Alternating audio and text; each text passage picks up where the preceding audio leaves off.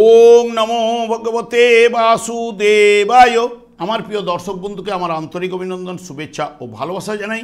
আমি আশা করি অনাদির আদি গোবিন্দের অশেষ করুণায় আপনারা সকলেই কুশলে আছেন।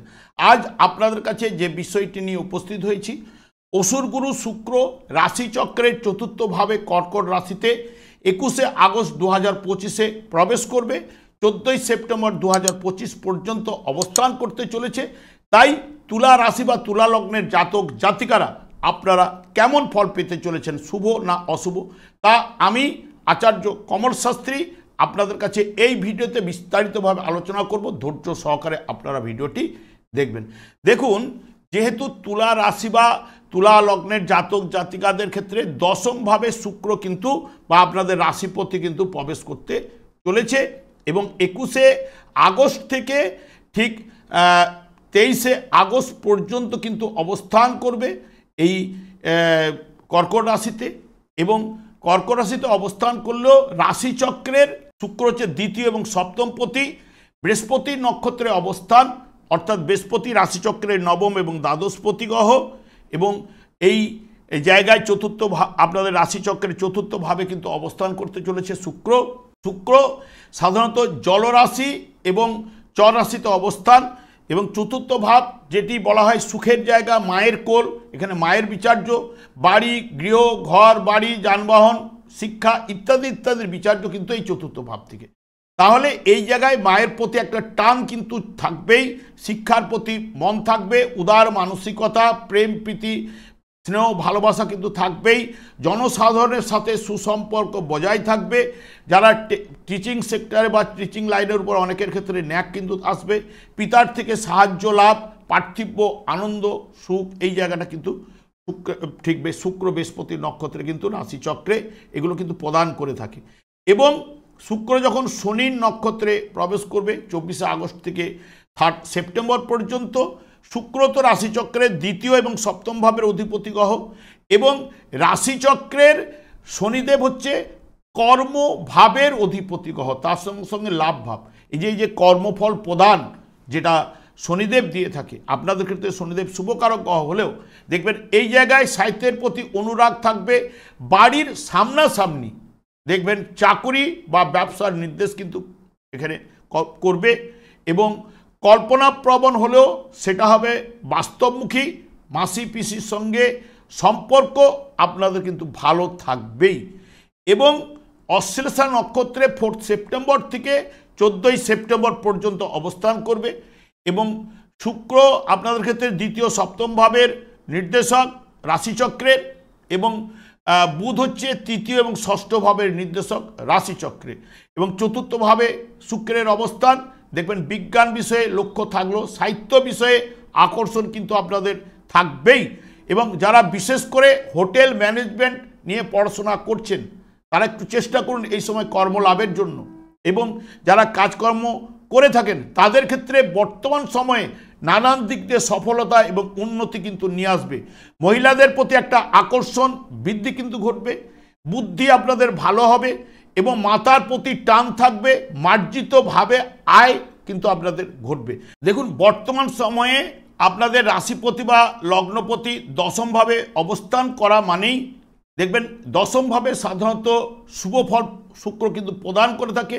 সুকর্মা করে, সুকর্মা মানুষ কর্মে উন্নতির জায়গা নিয়ে আসে এবং ধর্মের প্রতি অনুরাগ এবং পবিত্র চিত্ত ও সদাচারী কিন্তু করে, বাহন সুখ প্রদান করে এবং পত্নী প্রেমও কিন্তু এই জায়গায় করায় এবং প্রভূত আয় হলেও সঞ্চয় কিন্তু সেই মতো দেয় না, কিছুটা অলস ব্যাপারটাও কিন্তু নিয়ে আসবেই। এবং এখানে বিশেষ করে শুক্র বৃহস্পতির নক্ষত্রে, শুক্র বর্তমানে আপনাদের দশমভাবে থাকলেও অষ্টম ভাবের অধিপতি গ্রহ আপনাদের রাশিপতি, শুক্র চতুর্থ ভাবের উপরে দৃষ্টি এবং তার সঙ্গে সঙ্গে শুক্র বৃহস্পতির নক্ষত্রে থাকায় বৃহস্পতি আপনাদের ভাগ্যভাবে অবস্থান করছে। তৃতীয় ভাবের অধিপতি গ্রহ, ষষ্ঠ ভাবের অধিপতি গ্রহ, রাশি ভাবের উপরে দৃষ্টি থাকছে তৃতীয় ভাব এবং আপনাদের পঞ্চম ভাবের উপরে দৃষ্টি কিন্তু বৃহস্পতির থাকছেই। সেই কারণে এই জায়গায় শুক্র বৃহস্পতি পুনর্বসু নক্ষত্রে কাজকর্মে অপরকে আনন্দ অতি অবশ্যই এনে দেবে। সব কাজে দায়িত্ব নিয়ে কাজকর্ম করে সফলতা আপনারা উন্নতি অর্জন করবেন। ব্যবসায় অনুরাগী করে, প্রতিযোগিতায় সাফল্য, রোগ থেকে আরোগ্য লাভ এবং শিক্ষায় সফলতা এইগুলো কিন্তু প্রদান করবেই। এবং বিশেষ করে শুক্র যখন পুষ্যা নক্ষত্রে প্রবেশ করবে 24শে আগস্ট থেকে 3 সেপ্টেম্বর পর্যন্ত, দেখবেন এমনিতেই এখানে দশমভাবে অবস্থান করলো, অষ্টম ভাবের অধিপতি গ্রহ, রাশি ভাবের অধিপতি গ্রহ, চতুর্থ ভাবের উপরে দৃষ্টি। পুষ্যা নক্ষত্রে থাকায় পুষ্যা আপনাদের শনিদেব ষষ্ঠভাবে আসীন, পঞ্চম ভাবের অধিপতি গ্রহ, চতুর্থ ভাবের অধিপতি গ্রহ, তার সঙ্গে সঙ্গে অষ্টম ভাবের উপরে দৃষ্টি থাকছে, দ্বাদশ ভাবের উপরে দৃষ্টি থাকছে, তৃতীয় ভাবের উপরে দৃষ্টি থাকছে। এইখানে দেখবেন বৈষয়িক বিষয়ে বৃদ্ধি কিন্তু ঘটবে। নতুন ব্যবসার প্রচেষ্টা, কাজকর্মে সার্থকতা, গবেষণামূলক কাজকর্মে সফলতা, আইন সংক্রান্ত ব্যাপারে জয়লাভ, গৃহে শান্তি। তবে যাবতীয় ব্যাপারে আপনাদের ক্ষেত্রে মিশ্র ফলগুলো কিন্তু উঠে আসবে, কারণ শনিদেব আপনাদের ষষ্ঠভাবে বক্রতার মাধ্যমে কিন্তু রান করার কারণে। এবং শুক্র যখন বুধের নক্ষত্রে প্রবেশ করবে ঠিক 4 সেপ্টেম্বর থেকে এখানে 14ই সেপ্টেম্বর পর্যন্ত, দেখবেন এই জায়গায় সাধারণত শুক্র এমনিতে দশমভাবে বসলো, অষ্টম ভাব রাশিভাবের অধিপতি হলেও এখানে লাভভাবে কিন্তু বুধের অবস্থান এবং দ্বাদশ ভাব ভাগ্যভাবের অধিপতি গ্রহ কিন্তু বুধ আপনাদের ক্ষেত্রে। তাহলে এই জায়গায় চতুর্থ এবং পঞ্চম ভাবের উপরে দুটি গ্রহের দৃষ্টি থাকছে। এখানে সুরুচিশীল, বিদ্বান, ধনশালী করে, যেহেতু একাদশভাবে যার নক্ষত্রে বসে রয়েছে বুধের নক্ষত্রে, দ্বাদশ ভাবের নির্দেশকগুলো দ্বাদশভাবে কিন্তু মানে অবস্থান করছে এবং সত্যাশ্রয়ী, নিপুণ করে, কাজকর্মে সফলতা, ব্যবসা বাণিজ্যে নতুনভাবে যোগাযোগ সৃষ্টি হবে, হঠাৎ ভাগ্য উন্নতি ঘটার সম্ভাবনা, পারিবারিক জীবনে আনন্দ, প্রেমে পতন ঘটায় কিন্তু এই জায়গাটাতে এবং সম্ভাবনা বেশি। যারা গবেষণামূলক কাজকর্মে করছেন তাদের সফলতা কিন্তু এই জায়গায় কিন্তু ঘটবে। তবে শুক্র বুধের নক্ষত্রে শুভফল কিন্তু প্রদান করবে, এইটুকু আপনাদের বলতে পারি।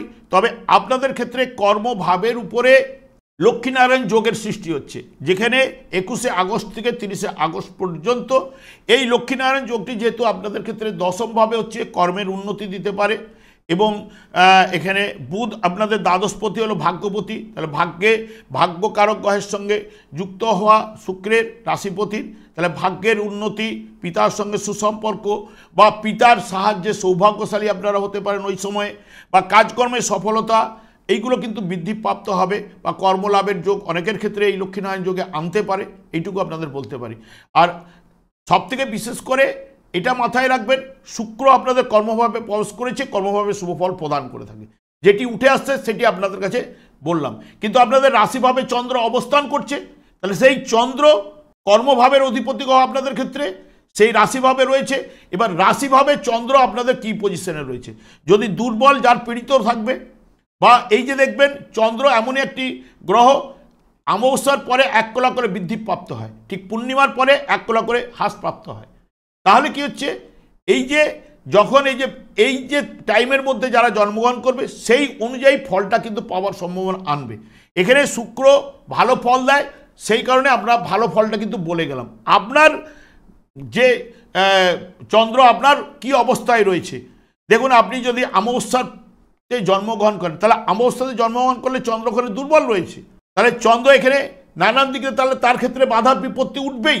এখানে শুক্র যে ফলটা প্রদান করার জায়গা ততটা কিন্তু তার ক্ষেত্রে অতটা ফলটা কিন্তু আসবে না। এই যে অনেকে মিলে বলে বা মিলে না বলে থাকেন বলে এই জায়গাটা আপনাদের কাছে তুলে ধরলাম, কারণ বিচার কোন ওই চন্দ্রের উপর কোন গ্রহের দৃষ্টি ছিল সেগুলোও কিন্তু দেখতে হবে, দেখে তবেই একটা জাজে আসতে হবে যে এই ফলটা উঠে আসার সম্ভাবনা দেবে।